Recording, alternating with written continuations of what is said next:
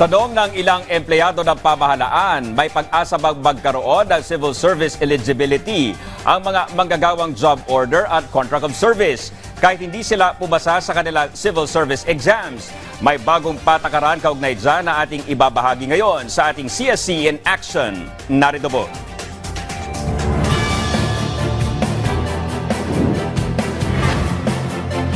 Magandang araw, Pilipinas. Tayo ngayon ay nabigyan ng pagkakataon upang tugunan ang inyong mga katanungan sa mga programa at patakaran ng Civil Service Commission.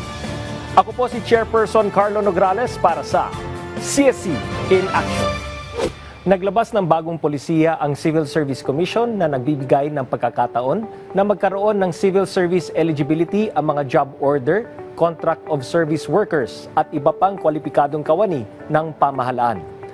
Alinsunod sa CSC Resolution number 23-01123 na naging epektibo noong Pebrero taong kasalukuyan, ang mga job order, contract of service, casual, contractual, coterminous, mga empleyado na nasa Category 3 at 4 na mga posisyon at yung mga career service employees na may first level eligibility o tinatawag collectively na JCOS C6 workers ay maaring mag-apply sa Career Service Eligibility Preference Rating o CSE-PR.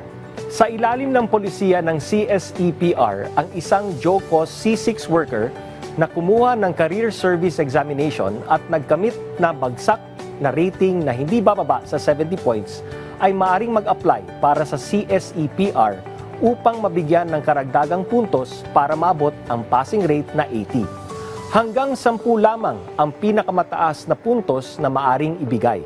Halimbawa, may isang JO na nakakuha ng 75 na failed rating sa March 3 exam at nag-grant siya ng CSE-PR.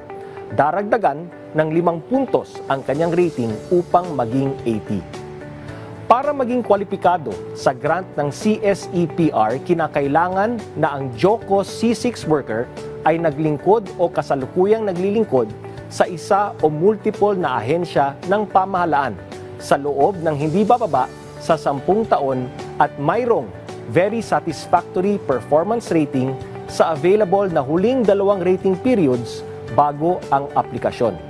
Dapat din na simula sa ika-3 ng Marso 2024 na career service exam nakakuha ng failed rating.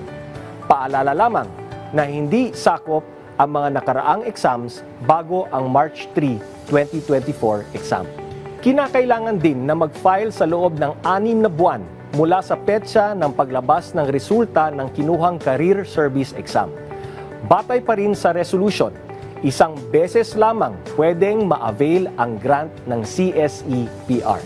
Hindi lingid sa atin na maraming JCOS C6 workers ang nahirapang makakuha ng civil service eligibility na isa sa mga kinakailangan upang maka-apply sa regular na posisyon o promotion sa mga ahensya ng gobyerno. Kaya naman po, ang CSE-PR ay isang paraan ng CSC upang kilalanin ang mahalagang ambag ng JCOS C6 workers sa maayos at epektibong paghatid ng serbisyo publiko. Kaya naman, kung kwalipikado ka sa CSE-PR, mag-apply na. Para sa karagdagang impormasyon, maaaring makipag-ugnayan sa aming mga opisina at social media channels. Pwede ring sumangguni sa contact center ng bayan. Hanggang sa susunod nating talakayan, mga isyu ay tutugunan. Mamamayan muna, CSC in Action. Ako po ang inyong lingkod, Chairperson Carlo Nograles.